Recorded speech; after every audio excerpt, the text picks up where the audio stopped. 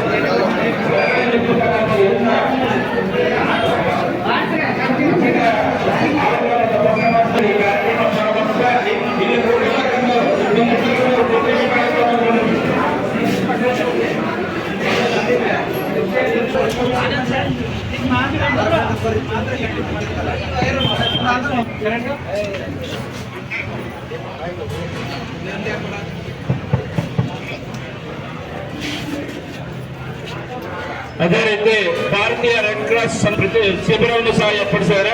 ಅವರು ಸಹ ಈ ಒಂದು ಕಾರ್ಯಕ್ರಮದಲ್ಲಿ ಭಾಗವಹಿಸಿದ್ದಾರೆ. ದಯವಿಟ್ಟು ಎಲ್ಲರೂ ಒಂದು ನಿಮಿಷ ಕೂತ್ಕೊಂಡು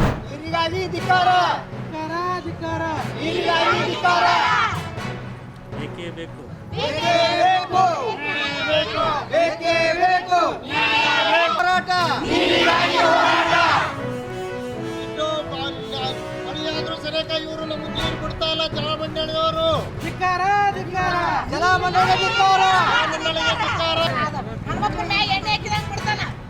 ಇನ್ನು ಕೇಳಿದ್ರೆ ಏನಂತಾರೆ